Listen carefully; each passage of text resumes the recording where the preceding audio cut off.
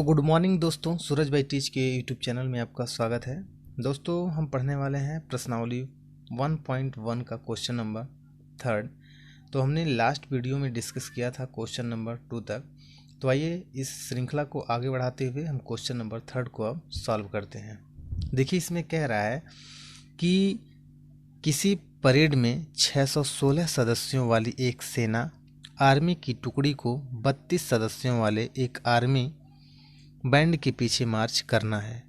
दोनों समूहों को समान संख्या वाले स्तंभों में मार्च करना है। उन स्तंभों की अधिकतम संख्या क्या है जिसमें वो मार्च कर सकते हैं। तो देखिए इस क्वेश्चंस को बहुत आसान तरीके से हम सॉल्व कर सकते हैं। तो उसमें दिया है 600 सदस्यों वाली एक सेना की आर्मी टुकड़ी। तो वही चीज़ हम लिखेंगे कि क्वेश्चन में दिया है, तो यहाँ हम लिखेंगे कि दिया है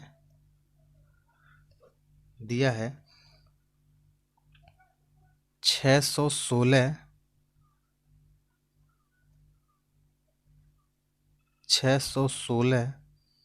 सदस्यों वाली सेना। क्लियर। एक तो ये दिया है 616 दिया है और दूसरा दिया है 32 सदस्यों वाले आर्मी की टुकड़ी, यानी यहाँ लिखेंगे 32 सदस्यों वाली आर्मी की टुकड़ी। क्लियर। अब आप आगे देखिए, कहने का मतलब ये है कि आपको ज्ञात करना क्या है कि अधिकतम स्तंभों की संख्या ज्ञात करना है। तो हम यहाँ लिखेंगे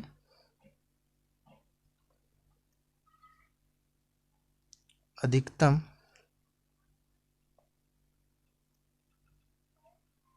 स्तंभों की संख्या पता नहीं है, इसीलिए आप वाट लगा देंगे। क्लियर। अब मित्र आप आगे देखिए, यहाँ दिया है 616, तो हम यहाँ लिख रहे हैं 616 और कामा दिया है 32, तो 32 हमने लिखा। मित्र हमें अधिकतम स्तंभों की संख्या ज्ञात करना है, इसका मतलब मुझे एचसीएफ ज्ञात करना है। तो मैं सबसे पहले क्या करूँगा कि हमने अपने लास्ट वीडियो में बताया था कि इसमें एज ग्रेटर देन होता है किससे, बी से। इसका मतलब ये है कि ये दो संख्याएं जो आपको दी गई हैं उसमें से आपको ए बी मानना है, लेकिन ए जो मानेंगे वो सबसे बड़ी होगी और बी जो मानेंगे वो उससे छोटी होगी। तो देखिए अब हम 616 को और 32 में दोनों में बड़ा है 616, इसलिए 616 को मानेंगे ए और 32 को मानेंगे बी। इससे पहले हम आपको कुछ फैक्ट बताना चाहते हैं कि हमने बताया था कि ए जो होता है ये भाज्य होता है, बी जो होता है ये भाजक होता है और जो परस्पर क्यों होता है ये भागफल होता है, ये भागफल होता है। और मित्र आर के बारे में आप जानते होंगे कि आर को हम शेषफल कहते हैं या रिमाइंडर कहते हैं। क्लियर। अब हमें क्या करना है कि हमें एचसीएफ ज्ञात करना है। तो एचसीएफ ज्ञात करने के लिए मुझे क्या करनी है, देखिए मित्र एचसीएफ ज्ञात करने के लिए हमें क्या करना पड़ेगा, यूक्लिड विभाजन प्रमेयिका का प्रयोग करना है। तो हम यहाँ लिखेंगे कि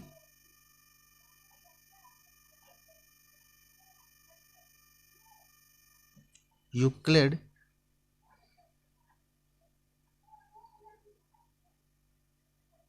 विभाजन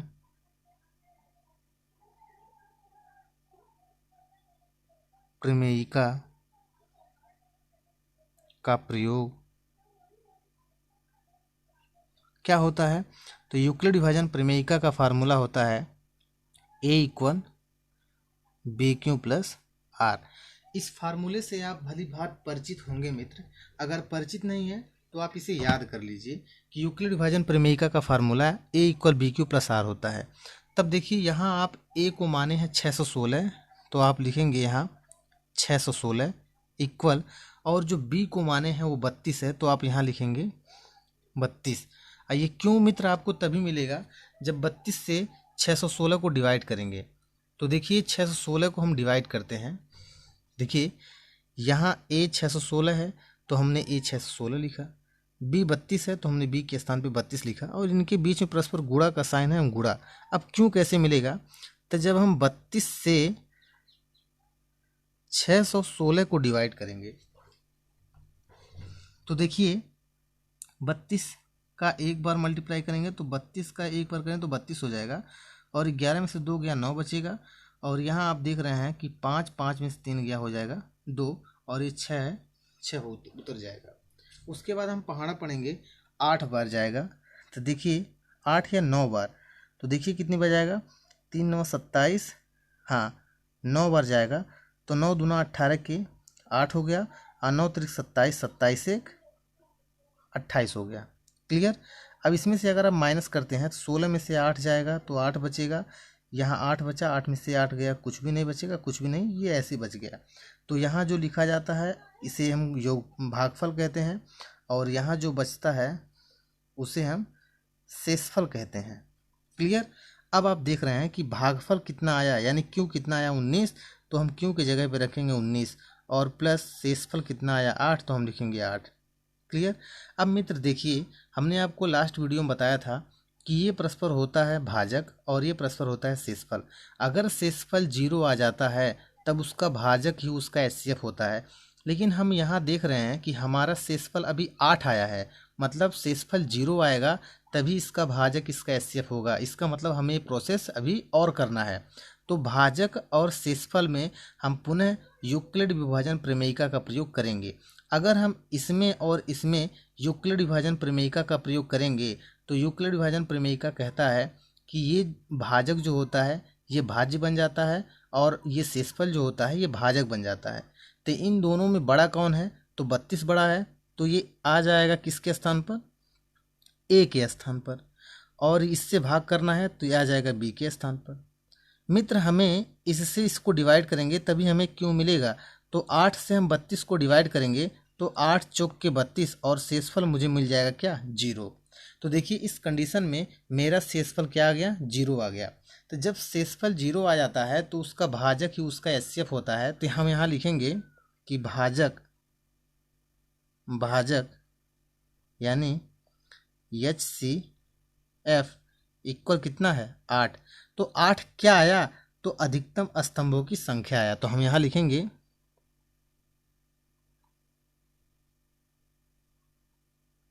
अधिकतम स्तंभों की संख्या बराबर 8, यही आंसर हो गया। क्वेश्चन नंबर 4 वाला देखते हैं। अब हमें क्या करना है, क्वेश्चन नंबर 4 को सॉल्व करना है। तो देखिए क्वेश्चन नंबर 4 क्या कह रहा है, कह रहा है कि यूक्लिड विभाजन प्रमेयिका का प्रयोग करके दर्शाइए कि किसी धनात्मक पूर्णांक का वर्ग किसी पूर्णांक m के लिए 3m या 3m+1 के रूप में या के रूप का होता है। तो देखिए इसे कैसे सॉल्व किया जाता है। तो यहाँ कह रहा है किसी धनात्मक पूर्णांक का वर्ग, मतलब आपको पता नहीं है तो इसी को आप मानेंगे। तो हम यहाँ लिखेंगे कि माना किसी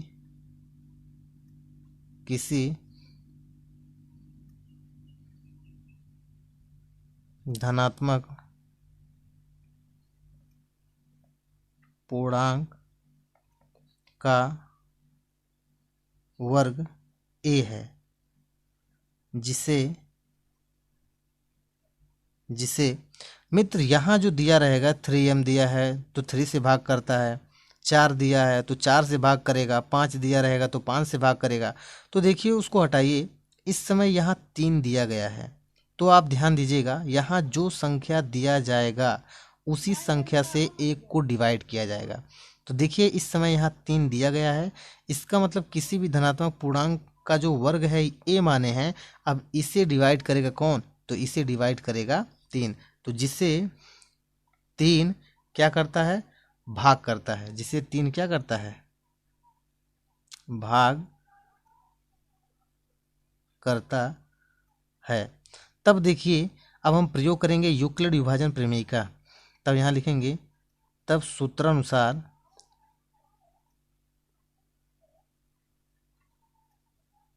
यूक्लिड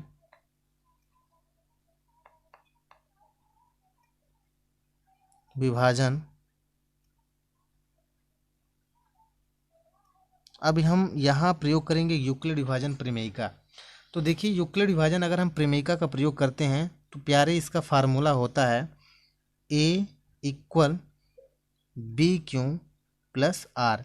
देखिए हमने किसी धनात्मक पूर्णांक का वर्ग माना है a, तो हम a के स्थान पर रखेंगे a, और हम डिवाइड कर रहे हैं किससे, 3 से, तो जिससे हम डिवाइड करते हैं उसी का नाम मित्र होता है क्या, भाजक। हम जानते हैं भाजक क्या है, b है, तो हम इसी 3 को रखेंगे b के स्थान पर, और ये q है q, अब प्लस r है r। अब ये हम मानेंगे इसको समीकरण कितना, अरे पहला आ रहा समीकरण पहले मानेंगे। क्लियर।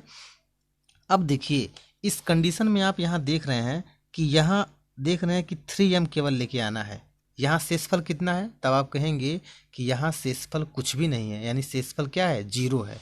तब देखिए अगर हम किसी भी संख्या से अगर हम 3 से डिवाइड करते हैं तो उसका जो शेषफल होगा 3 से 1 कम होगा, यानी 0 हो सकता है, 1 हो सकता है, 2 हो सकता है। अगर आप बोलेंगे कि सर अगर 4 से डिवाइड करते तो तब 4 से 1 कम जाता, 0 1 2 3 तक हो जाता। अगर 5 से डिवाइड करते तब 0 1 2 3 4 तक हो सकता। मतलब जिससे आप डिवाइड करेंगे उससे 1 कम ही होगा। तो इस समय देखिए रिमाइंडर मेरा क्या हो सकता है, 0 1 2 हो सकते हैं।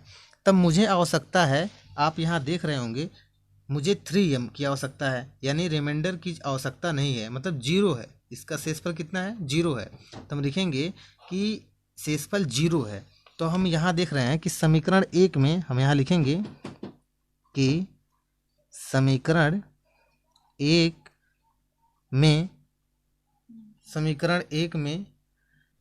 1 में r बराबर 0 रखने पर तो अब देखिए क्या है कि अगर आप r बराबर 0 रख देते हैं तो आपको a equal 3q plus r के जगह पे क्या रखेंगे, 0 रखेंगे, तो 0 हो गया। तो देखिए a इक्वल हो गया 3q, क्योंकि 3q प्लस 0 3q हो गया, तो ये आपको मिल गया a इक्वल 3q। तो देखिए ये a इक्वल 3q आ गया। लेकिन आप ध्यान दीजिए यहाँ लिखा है किसी धनात्मक पूर्णांक का वर्ग। धनात्मक पूर्णांक तो आ गया, लेकिन इसका हमें क्या चाहिए, वर्ग चाहिए। तो वर्ग लाने के लिए हमें अपनी ओर से हम लिखेंगे कि दोनों पक्षों का वर्ग करने पर अगर आप दोनों पक्षों का वर्ग करते हैं तो हो जाएगा a² इक्वल यहाँ हो जाएगा 3q का होल स्क्वायर।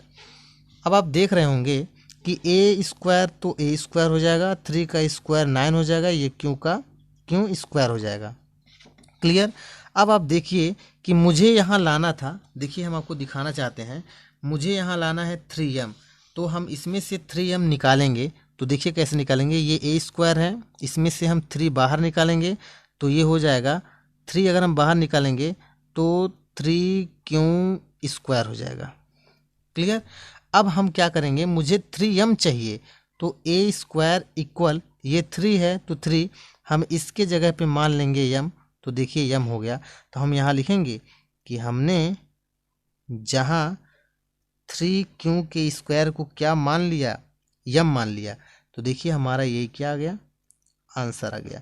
यही आपको लेके आना था।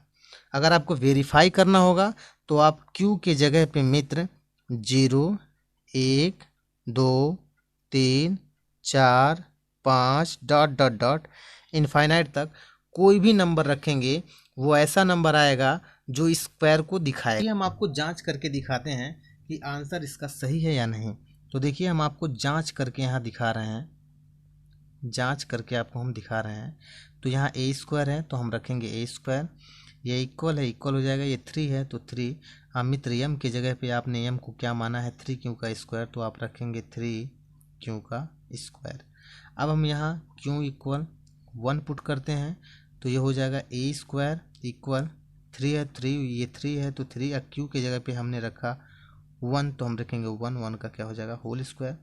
तो आप देख रहे हैं मित्र कि ये हो गया ए स्क्वायर इक्वल ये 3 है 3, और यहाँ देख रहे हैं 3 है तो 3 हो जाएगा, 1 है तो 1 हो जाएगा, यानी 3 इंटू 1 हो गया। ये ए स्क्वायर इक्वल 3 3 जा 9, यानी हम ए स्क्वायर को, यानी ये ए स्क्वायर है, ए स्क्वायर हम 9 को लिख सकते हैं 3 का स्क्वायर। इसका मतलब यहाँ जो भी कुछ नंबर आएगा ये किसी न किसी के स्क्वायर के यानी वर्ग को दिखाएगा। तो देखिए ये 9 आया था जो कि 3 का परस्पर क्या है, वर्ग है। इसका मतलब हमने जो क्वेश्चंस को सॉल्व किया है ये क्या है, सही है। तो आप ऐसे इसे वेरीफाई कर सकते हैं। मित्र आप कुछ भी रखेंगे, क्यू की जगह पे अगर आप 2 रखेंगे फिर भी आएगा, 3 रखेंगे फिर भी आएगा, 4 रखेंगे फिर भी आएगा। तो आप इसमें चिंता लेने वाली बात नहीं है, आपका सभी आंसर ही सेम आने वाले हैं। आप देख रहे हैं कि हमने 3m आंसर लेके आया। अब हमें क्या करना है, हमने ये तो ला दिया, हमने ये 3m लेके ला दिया। अब हमें क्या करना है, 3m + 1 लेके आना है। अब हमें शेषफल की जगह पे 1 की आवश्यकता है। तब लिखेंगे मित्र हम कि समीकरण लिखेंगे, इस समीकरण 1 में r बराबर 1 रखने पर, क्योंकि मुझे r की आवश्यकता है इसीलिए हमने रख दिया। अब समीकरण 1 क्या है मित्र, तब हमको समीकरण 1 आपको दिखाना चाहते हैं कि समीकरण है a इक्वल 3q + r है।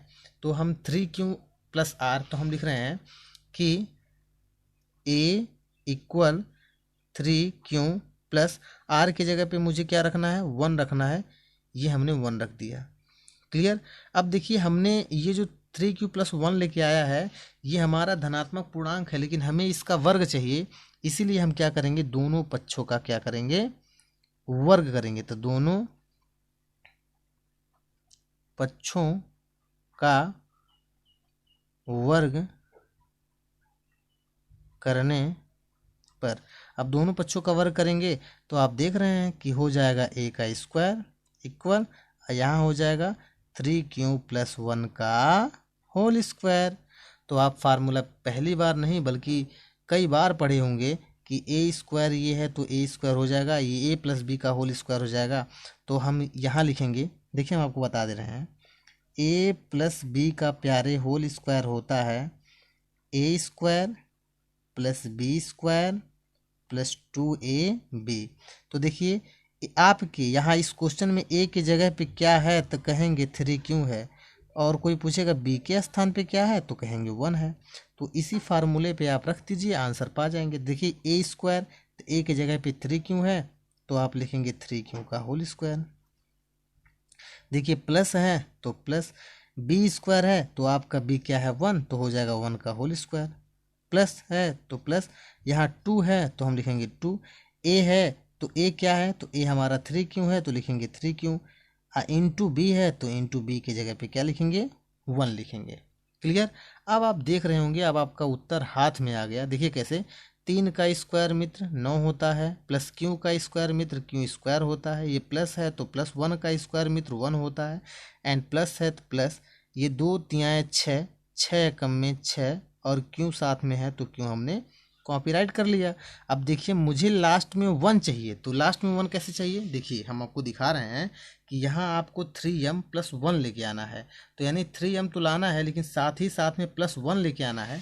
तो देखिए हम यही होशियारी करेंगे कि इस +1 को हम लास्ट में लिखेंगे। कैसे लिखेंगे, तो देखिए हम यहाँ लिख रहे हैं कि a स्क्वायर इक्वल मुझे 9q स्क्वायर, और ये प्लस का 6 हम यहाँ कर देंगे, और मुझे लास्ट में चाहिए था +1 तो हमने +1 लिख दिया। क्लियर। अब देखिए a स्क्वायर है तो a स्क्वायर हो गया, हमने इसमें से कॉमन क्या लें, तो मुझे 3 के टर्म में लेके आना है, इसीलिए हम 3 यहाँ कॉमन लेंगे। तो 3 कॉमन लेंगे, 3q का होल स्क्वायर प्लस 3 दूना 6 और प्लस का क्या 1। तब आप यहाँ देख रहे होंगे आप यहाँ देख रहे होंगे ये ए स्क्वायर है तो ए स्क्वायर हो गया, और इसके जगह पे आप मानेंगे मित्र क्या, यम मानेंगे, तो ये 3 है तो 3 हो जाएगा। और यहाँ से लेकर के यहाँ तक आपने क्या माना, यम, तो इसके स्थान पे हो जाएगा यम, और प्लस का 1 बचा है प्लस का 1, तो यही आपका क्या हो गया, आंसर आ गया। फिर मैं आपसे कह रहा हूँ मित्र, अगर आप इसे चेक करेंगे, अगर आप इसे जांच करेंगे, तो जांच करेंगे आपको ऐसा नंबर मिलेगा जो किसी संख्या का स्क्वायर होता हो। देखिए फ्रेंड्स, क्वेश्चन नंबर 5 क्या कह रहा है, तो देखिए क्वेश्चन नंबर 5 क्या कह रहा है, हम आपको बताना चाहते हैं। तो जैसे ही इस क्वेश्चन को आप क्वेश्चन नंबर 4 को सॉल्व किए हैं, ऐसे ही क्वेश्चन नंबर 5 को सॉल्व करना है। बहुत आसान क्वेश्चन है मित्र, केवल ध्यान देने की ज़रूरत है। देखिए, अगर आपको कोई दिक्कत हो रही है तो आप कमेंट बॉक्स में ज़रूर लिखें, हम आपके कमेंट बॉक्स का जवाब देने के लिए बिल्कुल तैयार रहेंगे। तो देखिए, जहाँ दिक्कत पड़े मित्र आप वहाँ बताइए। अगर यहाँ नहीं समझ आता है तो हम आपको वाइट बोर्ड पे बताएंगे, लेकिन आपको समझा करके ही रहेंगे। तो देखिए कैसे, इसे कह रहा है यूक्लिड विभाजन प्रमेयिका का प्रयोग करके दर्शाइए कि किसी धनात्मक पूर्णांक का घन, देखिए पूर्णांक का घन, वहाँ वर्ग था तो आप वर्ग कर रहे थे, यहाँ धनात्मक पूर्णांक का घन तो आप यहाँ घन करेंगे, यानी पूर्णांक का घन 9m प्लस 1 या 9m प्लस 8 के रूप का होता है। तो देखिए आपको यही मानना है, तो यहाँ आप लिखेंगे माना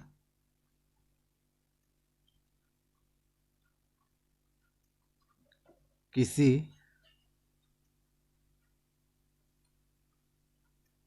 धनात्मक पूर्णांक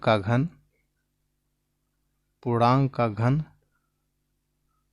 संख्या a है, जिसे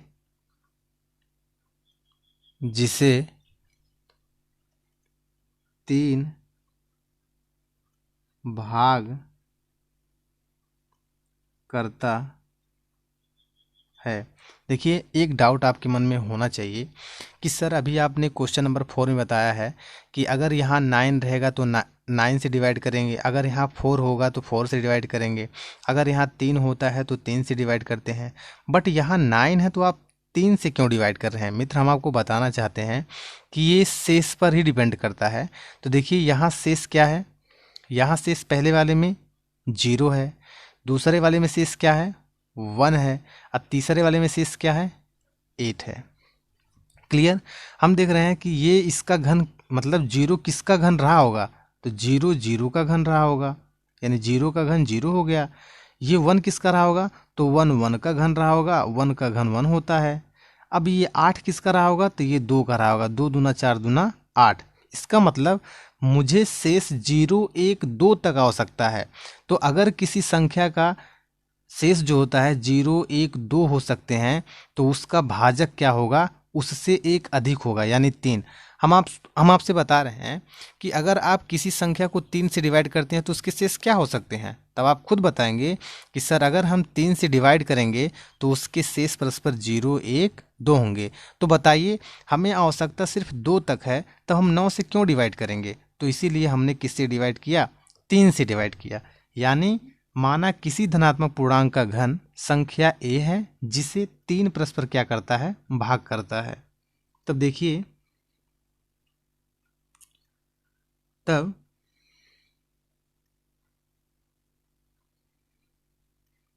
यूक्लिड विभाजन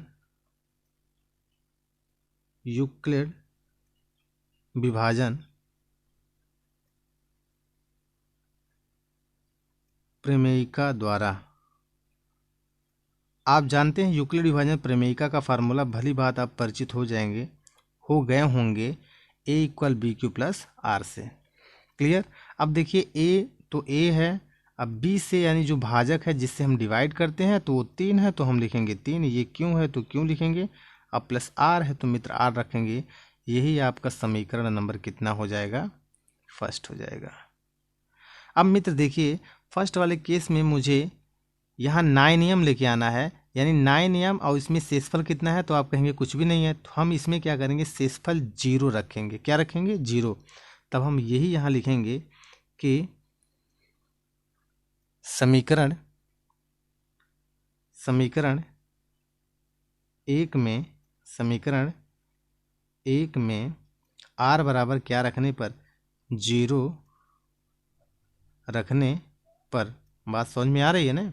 अब देखिए a है तो लिखेंगे मित्र a इक्वल 3q है तो लिखेंगे 3q, अब प्लस है तो प्लस, r के जगह पे क्या रख रहे हैं 0 तो हो जाएगा 0। अगर इसे आप सॉल्व करते हैं तो a इक्वल 3q आ गया। देखिए हमने ये जो लाया है ये किसी धनात्मक पूर्णांक है, लेकिन पूर्णांकों का क्या चाहिए, घन। तो घन लाने के लिए मुझे इसके दोनों पक्षों में घन करना पड़ेगा।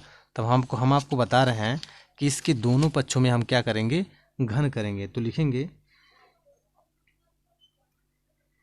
दोनों पक्षों का घन करने पर, क्या करने पर, घन करने पर। अगर हम दोनों पक्षों का घन करेंगे तो मित्र हो जाएगा a का क्यूब इक्वल 3q का होल क्यूब हो जाएगा। ये a क्यूब है तो a क्यूब हो जाएगा इक्वल 3 का क्यूब। मित्र देखिए अगर हम बात करते हैं 3 का क्यूब तो ये हो जाएगा 3 गुना 3 गुना 3 यानी कितना, 27। ठीक, अगर आप q का क्यूब करेंगे यानी q का क्यूब करेंगे तो q into Q into Q, इसका मतलब ये 3 बार लिख सकते हैं या क्यूब लिख सकते हैं। क्लियर। तो 3 का हो जाएगा 27 तो हम 27 लिख रहे हैं। ये q का हो जाएगा क्यूब तो हम लिखेंगे q का क्यूब। क्लियर। लेकिन हमें लेके आना है मित्र, हमें यहाँ 9m लेके आना है। तब हम इसे कैसे लिखें कि ये 9m हमें मिल जाए। तब आप तो क्लास 10th के होशियार स्टूडेंट्स हैं, तो आप इसे लिखेंगे 9 इंटू 3q का होल क्यूब। क्लियर। तब आप कहेंगे सर a क्यूब इक्वल हो जाएगा, ये 9 है तो 9, हम इसके जगह पे मान लेंगे m, तो m हो गया। लेकिन m मानने से पहले आप यहाँ लिखेंगे कि जहाँ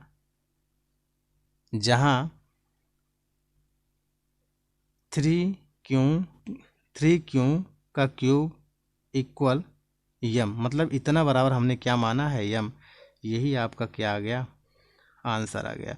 मित्र अगर इसे आप जांच करना चाहते हैं तो जांच करेंगे, ये किसी न किसी संख्या का परस्पर क्या आएगा। तो हम आपको जांच करके दिखा दे रहे हैं और बाकी आप जांच कर लीजिएगा। तो जांच हम करके दिखा रहे हैं। ये a क्यूब है मित्र तो a क्यूब हो गया, ये इक्वल। अब देखिए ये 9 है तो 9 m की जगह पे क्या है, तो ये 3q का होल क्यूब है। देखिए ये a क्यूब है तो a क्यूब, ये 9 है तो 9 m के जगह पे 3 क्यूब का क्यूब है तो हमने 3 क्यूब का क्यूब लिख दिया। अब इसे जांच कैसे करेंगे, तो देखिए अगर हम q के स्थान पर कोई भी वैल्यू पुट करते हैं, 0 1 2 3 4 5 6 7 8 9 10 कुछ भी अगर हम पुट करते हैं तो मेरे आंसर सेम आने वाले हैं। तो देखिए हम 1 पुट करते हैं या 0 पुट करते हैं, चलिए 0 पुट करके हम दिखाते हैं। तो अगर हम q इक्वल 0 पुट करते हैं तो a क्यूब इक्वल हो जाएगा 9 ब्रैकेट्स में 3 है 3 इंटू क्यू के जगह पे क्या 0 तो 0 का होल क्यूब। क्लियर। अब आप देख रहे हैं a क्यूब इक्वल हो गया क्या मित्र, तो ये 9 है और ये इससे मल्टीप्लाई करेंगे तो 0 हो जाएगा, तो a क्यूब इक्वल 0 हो गया। अब 0 को हम क्या लिख सकते हैं, 0 को हम क्या लिख सकते हैं, तो आप कहेंगे सर a क्यूब इक्वल हम 0 को 0 का होल क्यूब लिख सकते हैं। तो देखिए यहाँ एक ऐसी संख्या आई जिसका घन हुआ या हो गया, ये दर्शाता है या दिखाता है। यहाँ हम एक और करके आपको क्लियर करके दिखाते हैं कि अगर हम q इक्वल क्या पुट करें, 1 पुट करें तब क्या होता है। तो देखिए ये 9 है तो 9 ब्रैकेट्स में ये 3 है तो 3, इनके बीच इंटू का साइन है, इंटू का साइन, और q के जगह पे हमने पुट किया 1 तो 1 का क्या हो जाएगा, क्यूब हो जाएगा। तब आप देख रहे होंगे कि 9 इंटू ये 1 का क्यूब 1 हो जाएगा, 1 से 3 मल्टीप्लाई करवाएंगे तो 3 हो जाएगा ये। तो यानी यहाँ चल रहा है क्या, a क्यूब इक्वल, तो यहाँ देख रहे हैं a क्यूब इक्वल हो जाएगा 9 3 27। 27 एक ऐसी संख्या आई मित्र जिसको हम लिख सकते हैं 3 का होल क्यूब। तो देखिए ये वेरीफाई हो गया। तो आप ऐसे ही इसे वेरीफाई करेंगे। अब देखिए मुझे आवश्यकता क्या है, अब मुझे आवश्यकता है 9m + 1, यानी हमें शेष 1 की आवश्यकता है। तब हम मित्र हम यहाँ लिखेंगे कि समीकरण एक में r = 1 रखने पर लगता है कि देखिए अब हम क्या करेंगे कि मुझे यहाँ देखिए आप कि मुझे 1 की आवश्यकता है। 1 जो है ये शेषफल है। तो हम क्या करेंगे कि समीकरण एक में ये जो समीकरण आपको दिख रहा है, इसी समीकरण में देखिए आपको 0 की आवश्यकता थी, तो आपने इस समीकरण में 0 रखा था। अब आपको इस शेषफल की जगह पे 1 की आवश्यकता है। तो देखिए समीकरण एक में r = 1 रखने पर, तो समीकरण एक क्या है, a = 3q + r, तो r की जगह पे रख रहे हैं 1, तो हो जाएगा 1। अब देखिए मित्र ये किसी संख्या का धनात्मक पूर्णांक संख्या आया है, लेकिन हमें क्या चाहिए, घन। इसीलिए हम यहाँ लिखेंगे कि दोनों पक्षों का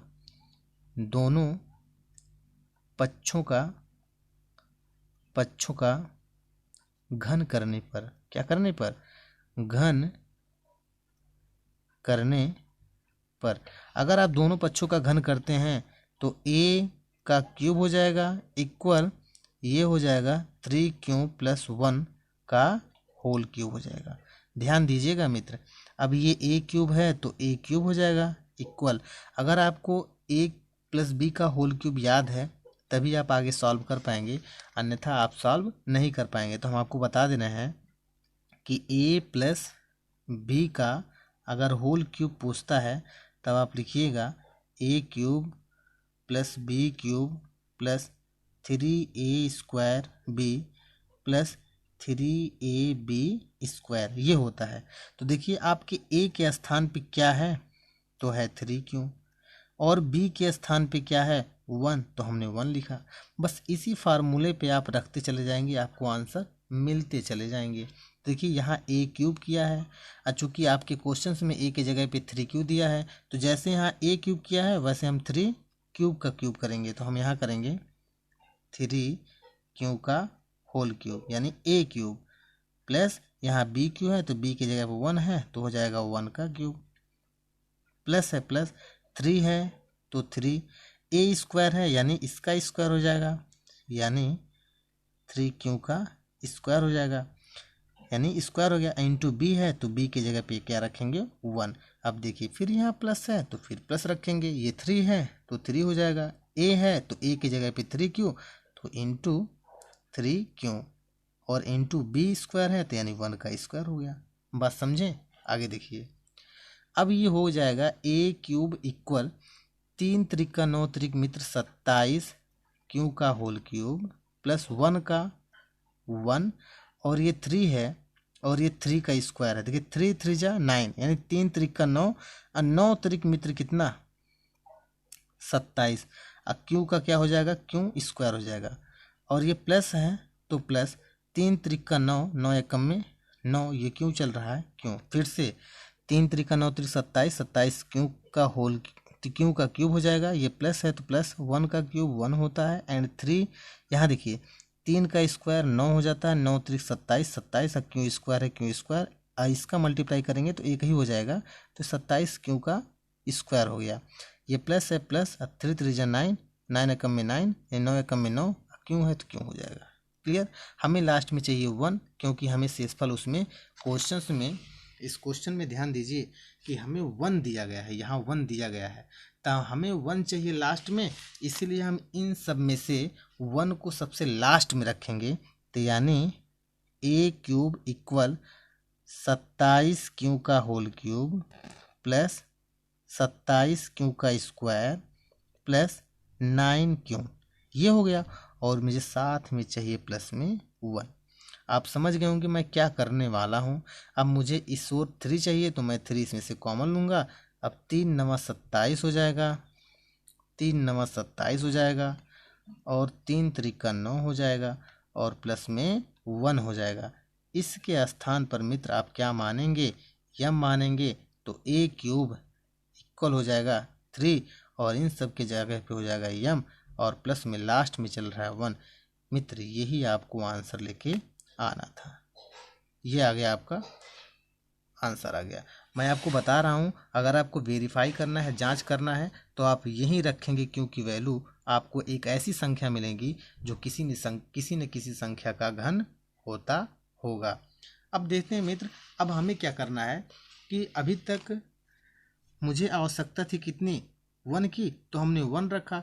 अब हम इसी समीकरण में, ध्यान रहे, अब हमें इसी समीकरण में परस्पर क्या करना है, अब हमें इसी समीकरण में r के जगह पे 8 चाहिए। तो 8 कैसे आएगा, 2 के क्यूब से आएगा।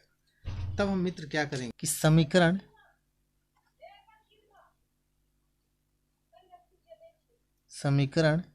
1 में, देखिए समीकरण 1 में r इक्वल क्या रखने पर, 2 रखने पर, क्लियर। अब हम 2 रख रहे हैं, तो समीकरण 1 क्या था, तो a इक्वल था 3q प्लस r था, r के जगह पे हमने क्या रखा, 2। ये किसी धनात्मक संख्या का पूर्णांक है, चूंकि उसमें दिया क्या है कि हमें उसमें ज्ञात करना है, घन ज्ञात करना है। देखिए यहाँ पूर्णांक का क्या है, घन है, तो हमें घन लाने के लिए हमें दोनों पक्षों में क्या करना पड़ेगा, दोनों पक्षों का